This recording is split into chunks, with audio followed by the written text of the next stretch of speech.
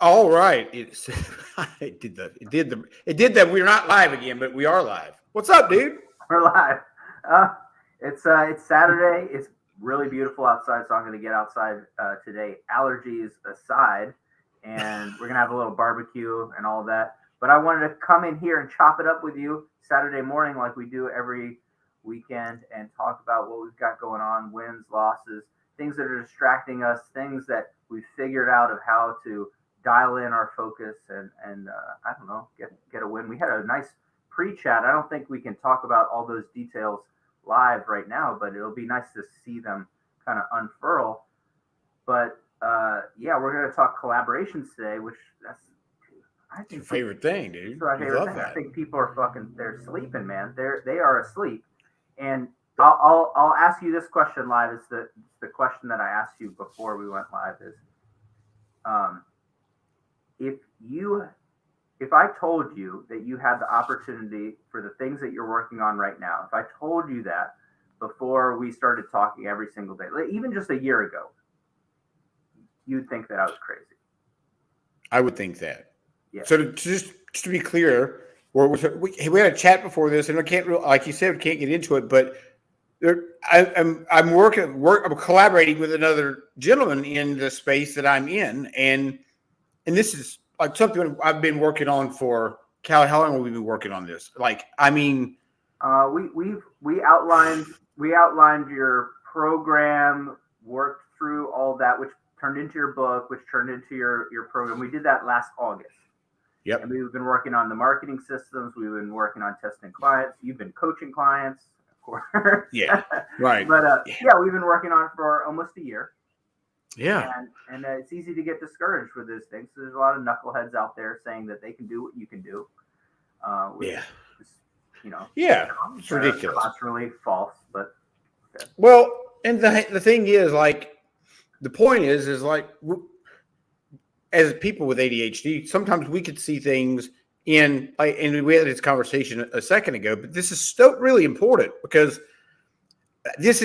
I think this is one of our superpowers, truthfully, is being able to see how other people the steps other people need to take. Now, the problem is, if I can see the steps you need to take, most likely you can't see the steps that you need to take. Yep. So that's where the problem is, right? Even if I can see them, sometimes I can see them for my wife, and I'm like, there's 0 point in me saying anything because it's not going to make sense. I know how it's going to go down. And so that was a little bit of our conversation before. You knew how this was going to happen. I couldn't see it. I followed the steps. I did exactly what I was supposed to do. I took my bumps. I took my scrapes. I learned a lot of lessons. But at the end of the day, I'm exactly where you knew I was going to wind up, which is pretty cool. Right. Yeah. And there is a saying that you know how I kind of like have this love-hate relationship with these sayings, right? Because they're true, they make you think, but you can't read the label when you're inside the bottle, right? That's the thing, you know? Yeah. And this is why incredible marketers that I know, they don't have a great marketing presence. And you think, oh man, if they had such a great marketing presence, if they were so good at filming YouTube videos, why don't they have a great YouTube channel? And so it's easy to make this confusion. They're really different skill sets. So promoting yourself versus marketing others is a different thing, right? Well, it's two jobs. I mean, it's two separate jobs, right? Yeah, but you know what I'm saying. People say this kind of silly stuff all the time, and I'm like, yeah, doing a thing, doing it yourself, coaching other people so they can get that success. These are all related but different things, right? But yeah, any personal problem, it's easy to look at somebody and say, hey, you know, you could get fit if you did these things. Great. Well, it's really hard when you're trying to do them yourself. Okay. I use that analogy because everyone has been on a diet before. Everyone has tried to get stronger. Everyone has tried to eat better, go to sleep, or take supplements. They've done that and then felt the struggle of it. Well, business is not really any different. It's not immediately visible.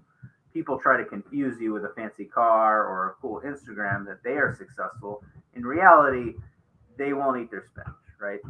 And as ADHD people, you're looking like, hey, is there a supplement, right? Supplement might be a funnel. Is there Is there like some kind of cool shit? Is there a program? Yeah, that's going to get me here. Is there a tool? Like, the questions that I get, people are like, oh, should I use Shopify or should I use WordPress or BigCommerce? I'm like, dude, that question has no value for you because what is the impact of making those decisions? It's very low relative to saying, who are the people you care about? What are you trying to achieve in your life? And then letting that pull through you. So like you're a very giving person. So that has pulled you through a lot of these things where we've been on Clubhouse. We've done live streams. We do a podcast. We've done Facebook groups. We've done a lot of things, tried them. I would argue that most of the things have worked okay, but they have all made us way better communicators.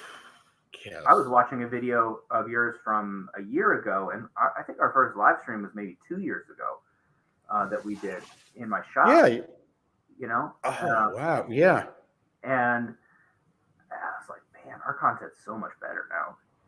Than that. It's so much better, dude. It'll be a year from now, but like, it's hard to see that progress when you're doing it. This is all I'm saying. And for you, we met and saw what you were doing. And I was like, man, Corey, you're like laying yourself out there emotionally, time-wise, like knowledge-wise for these clients, one-on-one, basically. You're making yourself fully available. You're taking the burden of their business and their success. And I do the same thing, right? It's probably because, we're very different people, but we have a lot of similarities in this, is that I take that thing personally for my clients. Yes. I feel like my business is losing. 1,000%. Yeah. And it keeps me up at night just thinking about it. Yeah. And so it's like, okay, well, how do you get that same impact, but how do you make yourself available in the right dose? And like, how do you have this repeat system where you can go and do this thing? And what would that look like? And then in my mind, and what we had talked about is partnerships and collaborations. Because one, I've worked with lots of businesses, and every single business that I've seen that makes that breakthrough, it's not because they tweaked an ad copy, right? Or they fixed the landing page, or that they changed their price from $99 to $97, or any of that silly stuff. They went low ticket instead of high ticket. None of that stuff is what makes people. That's not the simple trick. The simple trick is that they do stuff so they're legit. Right. And then they go and they find the highest value place for their service. So they go to a big community.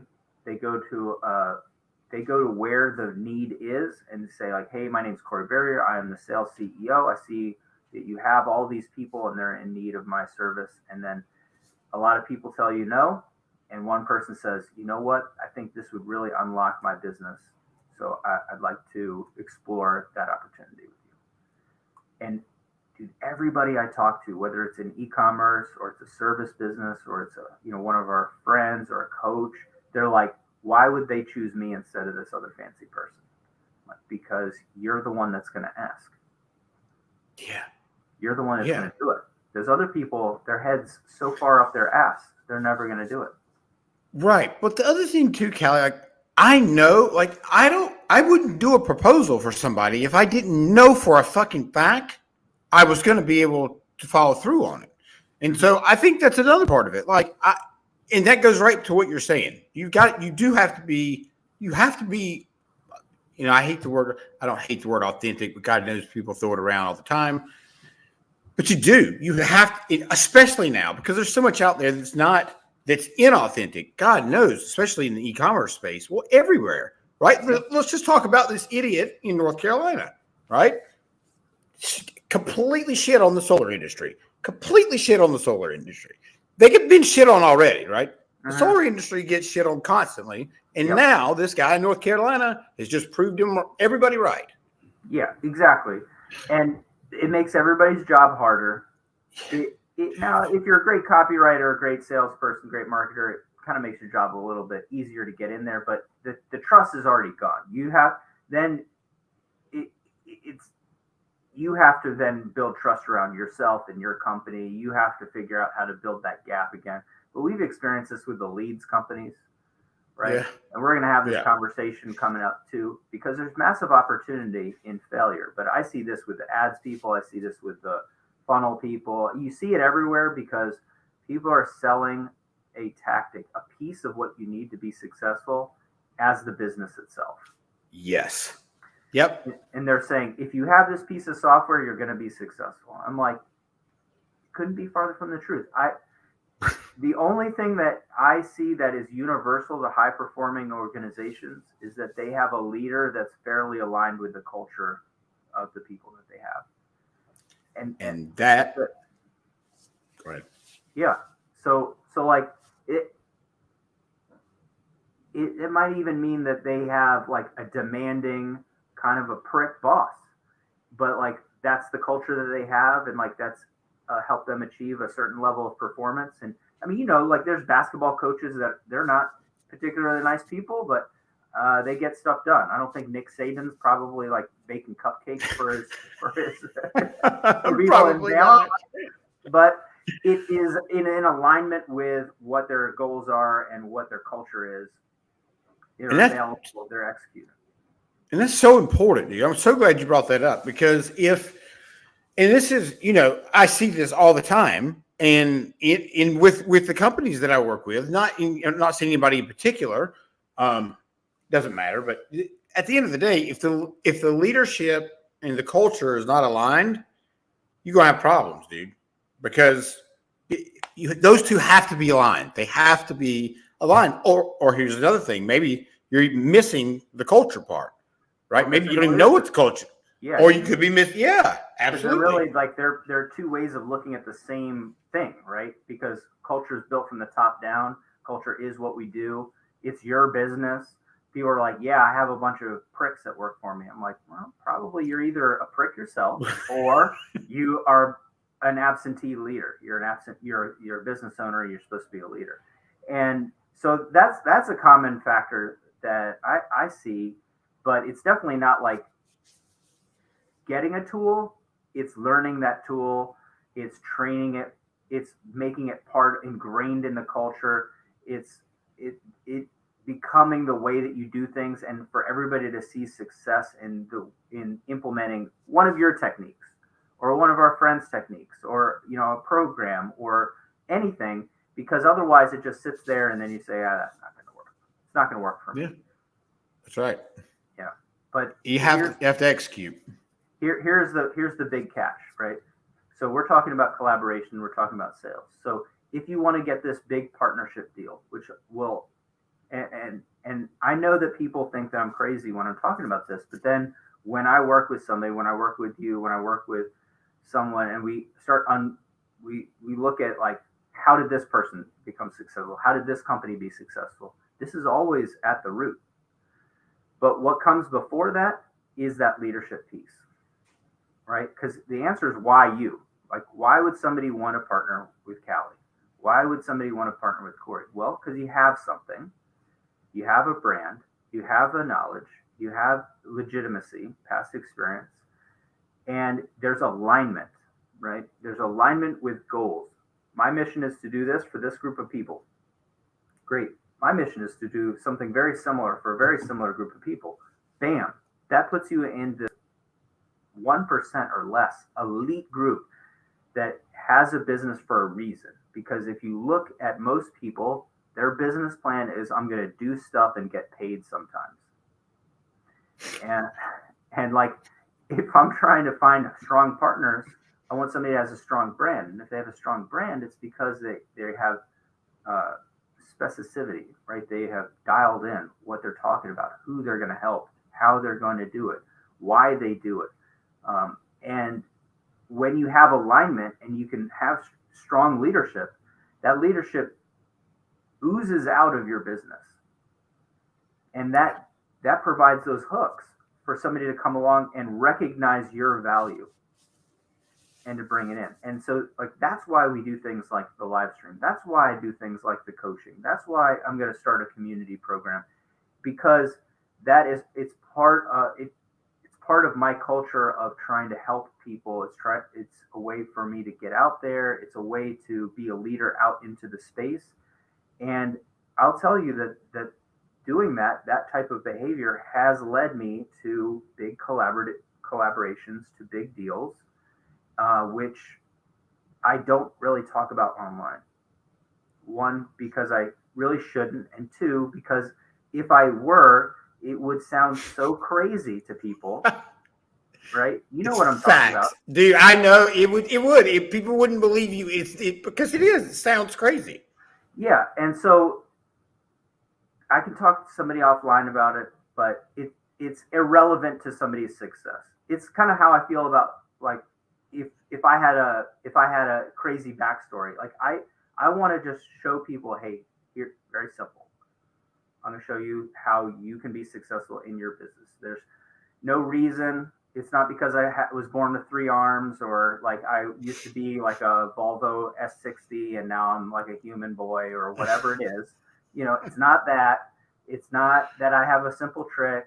It's just really simple things. Like we're gonna do something consistently. We're gonna do it for a reason.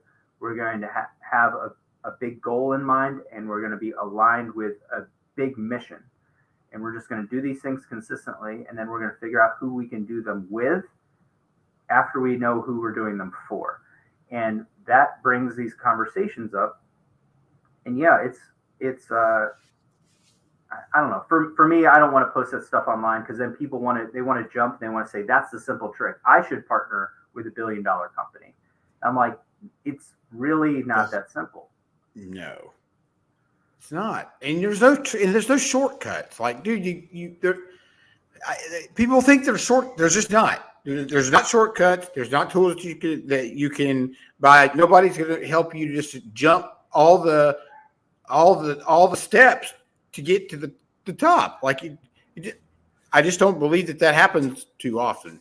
I mean, I think you gotta, does it for me anyway. I usually have to get I just have to get my teeth kicked in a few times before I, make some movement. But like, it is what it is, right? Yep. I'll say this for people, is that collaborations are an inevitability of successful behavior. Okay. It is not the exception. It is the rule. You can pick any company, and I'll show you where along the way that they have collaborated. I'll show you that those don't always go well, but it always reveals something about the companies that collaborate together. Sometimes that means mergers. Sometimes it means joint ventures. Sometimes it means partnerships. Sometimes it just means, like, Corey, you sell peanut butter. I sell chocolate. I tasted the 2 of those things together. I think we can put this in a bar and we could sell it. I call it Snickers. I think it might be good. People might like it, right? And it's like, it could just be a combination of things, and then you turn it into a whole company. There's lots of different ways that it works, but you have to have a good product. You have to have a reason to exist. You have to have a strong, recognizable, and aligned brand. And if you do things over time, like I said, it is a outcome. Just like revenue is an outcome of the correct business behaviors, collaboration is the outcome of the right aligned business behaviors. It is inevitable. It is not an exception. It's just really hard to see, because you say, like, why me? Why me? Why would somebody want to work with me? Or, why would I want to work with somebody else? I can do it on my own, whatever. That's the same answer. But it's funny though, because when the alignment happens, you don't have those questions. Like, you don't have any of those questions. Like, you're just like there is none of that shit, because everything makes sense. Yeah, and so this is a really good ADD list, right? Is how simple does the most valuable partnership look? Simple. It's one person. It's just like, we want to make things complicated because we're afraid, right? We want to make things big and like tons of moving pieces and parts, and we want to make it difficult because we think we're not worthy of it. But the proper collaborations are like, I make this, you sell this. I think we could sell both of these things together. I think we could try that next week. Okay, cool. Yeah. That's it. And that's what a multi-million-dollar deal looks like. Dude, $1,000 deal looks like contracts and, mistrust and like, okay, and then here's this and this and this. $1 million deal is like, let's try this thing. We'll sign one piece of paper. like a sales rep agreement, you know, NDA, maybe something like that. Hey, let's do this. Let's figure out like a game plan and move forward. But man, people overcomplicate it. You get distracted. You try to go in different ways. I think it's because it's so hard to think big, like really big. It is sometimes, but I'll tell you, it's so important. And listen, in visualization, thinking big, all that stuff's important. Because if you don't think way bigger than you're probably already thinking, then you're not going to get anywhere near where you're trying to get to. Because if you think way up here and you get, here, well, I guess you can't see all that, but you get the point, Yeah. right? You got to think way bigger than, and guess what? If you come up a little bit short, you're still pretty happy, right? Yeah. I've got a buddy selling an item. He's like, well, I'm already at the top end. I couldn't sell it for any more. Nobody would buy it. So I pull it up and I say, well, I know that that's not true because it's in a market that I know pretty well, at least as well as him. And I'm like, you actually sell it for 10 times the price. So you're not even close. You're selling it for as much as you think people will buy it for. Oh, and such a good lesson here. Yeah. You're selling it for the top end that your friends and your people will, but like my friends will buy that for 10 times as much in this other view. So like if you were to take the brand and shift it to the side and talk about the brand like this, from this element of mission and alignment, and instead about the thing, it's about the emotion, it's about the story, it's about the credibility, people roughly buy it for 10 times as much. He's like, well, they don't make as many. Like they make hundreds and hundreds of them. How many do you make? He's like, less than that. Okay. So we tell ourselves these stories that we can't do this and this and this because we can't really think as big as reality is. So what I want somebody to do who's listening to this, and you think like, I can't do a collaboration like Corey is talking about. I can't do a collaborative deal like Callie because of these elements. Here is a piece of a technique that I use. I call it gates of thinking. So we look at an idea and we ask if it is demonstrably false, right? So understand that this is like, I have a very scientific way of looking at things. And in science, you can never verify if something is true. Okay. You can always verify if something is false, that it is not true, right? You can disprove a thing. You would have to infinitely prove. So is something demonstrably false? Say, I cannot do a collaboration because I'm just an HVAC guy. Like, okay. Well, has anyone ever done that before who's in your situation? Yes. Okay, so the thing you're thinking is demonstrably false. An HVAC guy can do a collaboration, just you can't. So let's bring this down and say, you can't. Now, why? Then we go into a different tool that I use, 5 why analysis, and we ask why. And generally, it's because they have a limiting belief about why they're worthy or what they have to offer. And then we can start working and say, you just need a better offer. That's it. Right. And then you're ready. You need a better brand. Then it's it. You can do it. Okay, so like it's demonstrably false. We go through a second gate, and I won't go through all the gates, but like the other gate is certain things that are false, they are still useful, right? So in science, like again, is that nothing, this is why you have the theory of gravity, not the fact of gravity, right? It has been proven many, many times and not been disproven, but it might get disproven. And in certain scientific situations, it is false, the way that we calculate it. But it is true enough to be useful that if you throw a ball up, you can reasonably think that it's going to fall on your head. Right? Yes. Okay. Mm-hmm.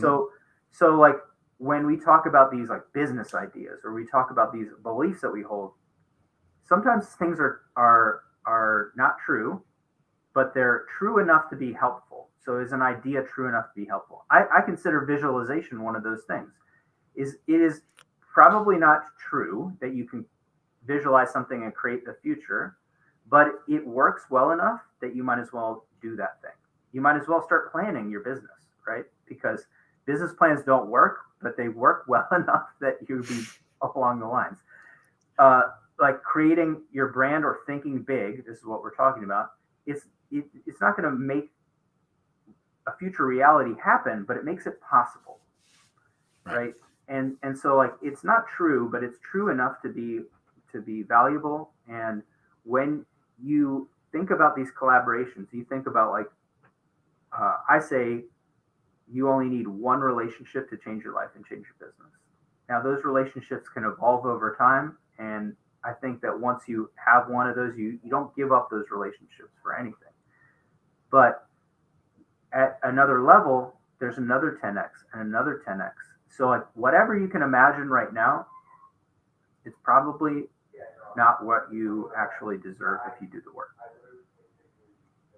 Yeah, I think that's a hard pill for a lot of people to swallow. I know for sure it has been for me. Yeah, dude, I think, I don't know if a lot of people struggle with that, but, that is one thing that I've had to overcome. And I'll tell you, that was one of the things that was revealed to me during my ayahuasca ceremony was that I compared myself to everybody around me, and I didn't value myself. That was a hard pill to swallow. Like I didn't really want to hear that, but that's really what happened. And that's kind of where this whole thing, maybe that's where this whole thing sort of started. But you're right. We also will tell ourselves that our situation.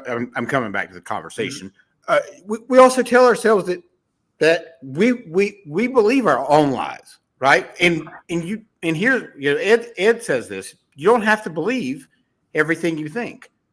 I'll say it again: you don't have to believe everything you think, because here's a great example. Did you believe?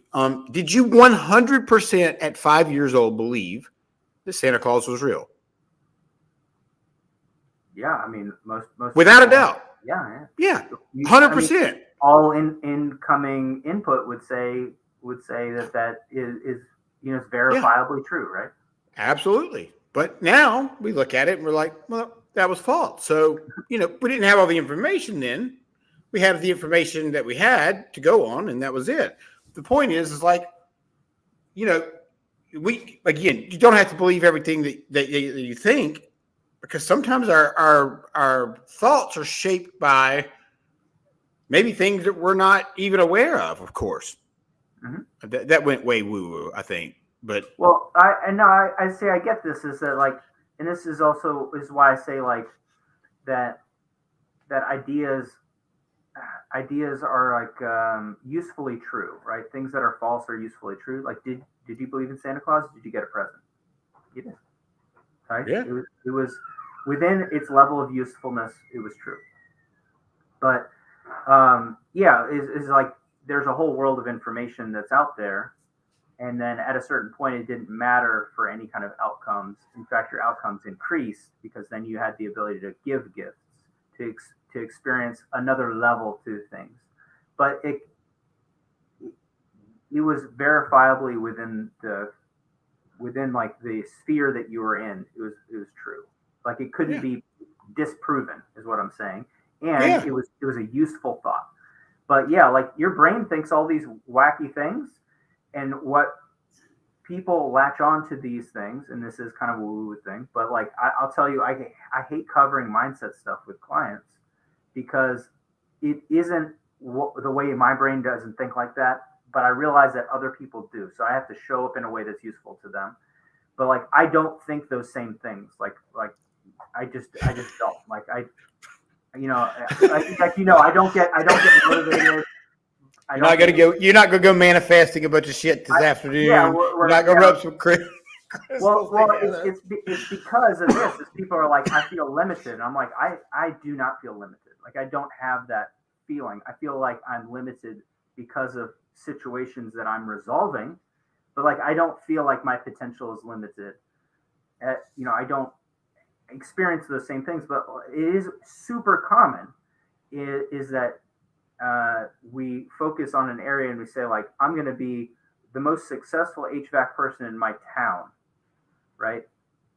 They do this thing. I'm like, for me, I would be like, well, the most successful person in your county is more successful than the person in your town. And Or they the operate world. in your town too. So like, why are you chasing like your friend from high school when this other guy is just dominating all of you? Like, you're telling me you can't do this because like this guy's charging it like that, and there's another company that you won't compare yourself to because of God knows why, who's just crushing all of you fools, right? So like, it's really interesting to see. It's interesting to see all those pieces, and then they come together in collaborations where, we talked about this in the trades before. It's like just building a network, and people are like, well, why would a plumber refer me as a general contractor, or why would this plumber refer me as an HVAC person, or what? I'm like, dude, how do you think those big roll-up companies get started? How do you think somebody offers multiple services? How do you think that those are partnerships, man? It's not some guy who's like, I'm the house master, like I know how to do everything in a house, and then he just trains one other guy to be a house master, and like they grow their business like super slow.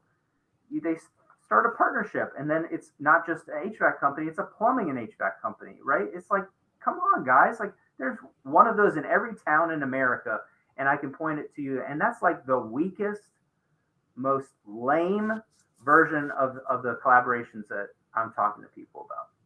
I'm gonna blow your mind. You ready? Yeah.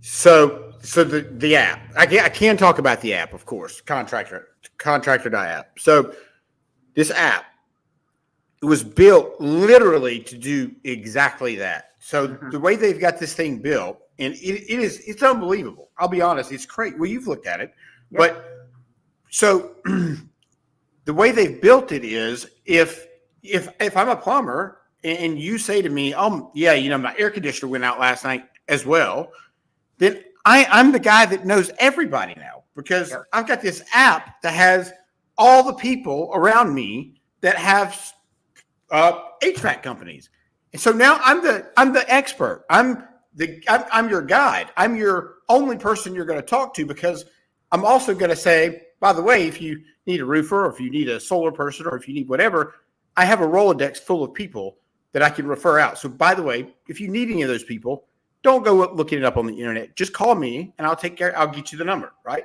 Or text me. Guess what?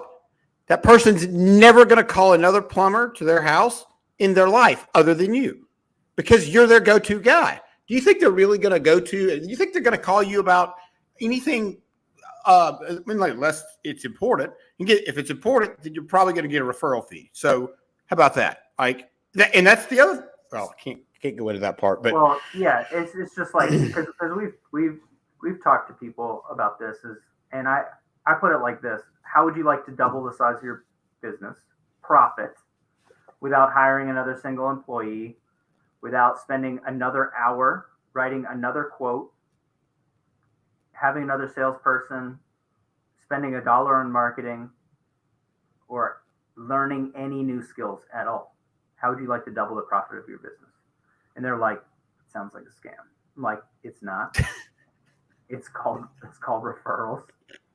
And it is the most low vibration, low frequency version of partnerships. It is a way to test and try partnerships, is to refer people, build a good referral network.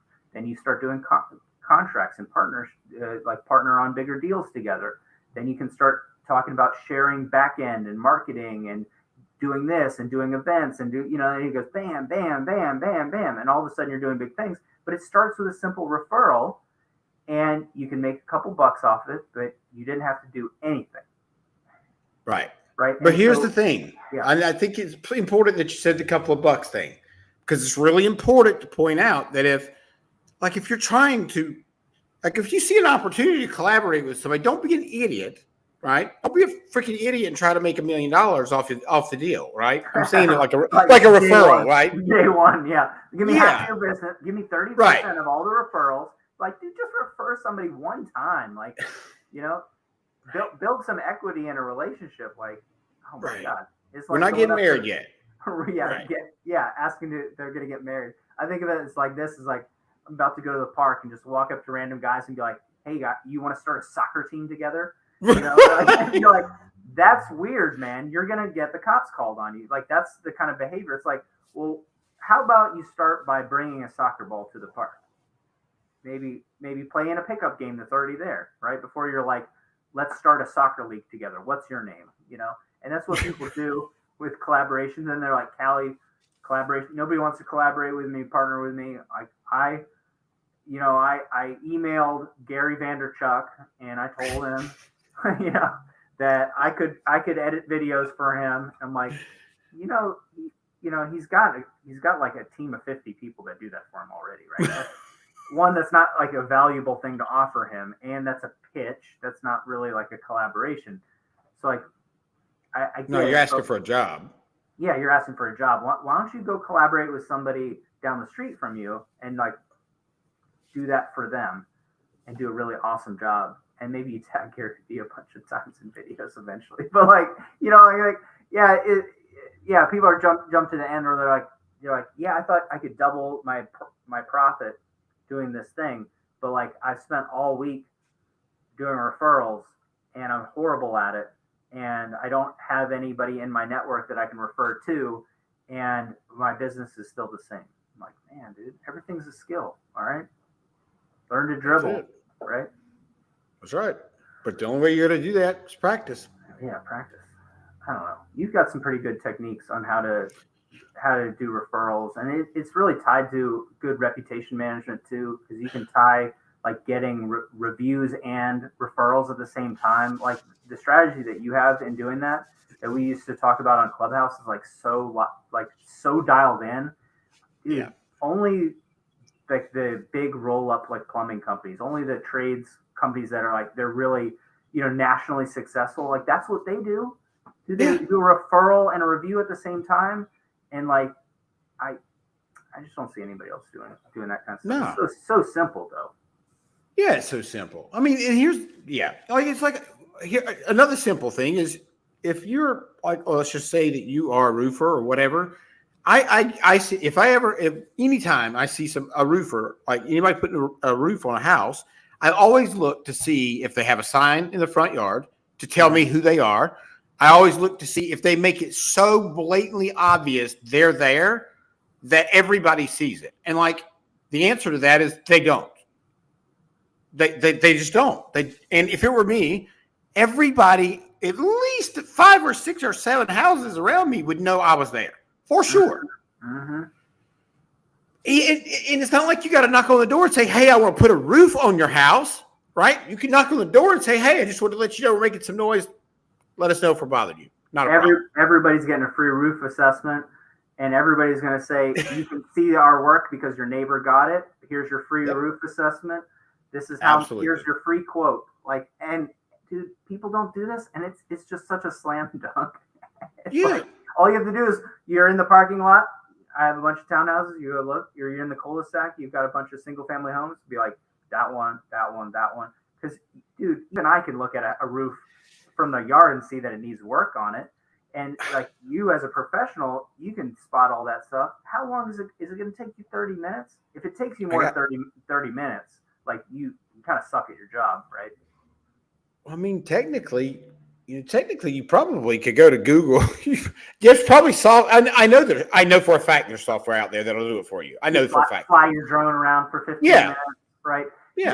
You know what I'm saying though. Like, I love all those little bits, but tricks. See, you think that they're tricks and gimmicks, but in reality, what it is a system of behavior that's driven by culture and a strong leader to say we're going to go out there and we are going to be of service to the community. And this is how we go above and beyond. Like, we want to make sure that everybody knows we're not creepers. We're professionals. We're here. So we make sure that our van is wrapped, right?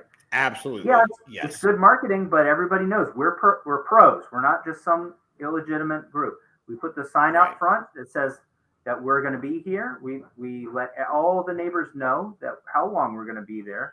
And also we use that as an opportunity, one, to tell them that we can work for them, how we can work for them, and how much it might be, and that they will have a discount because we're already in the neighborhood, right? So like it seems like those are tricks, but they're not, dude. What they are is like that is the behavior of a winner. Right. It's a system. But you need that system. You've got to have it.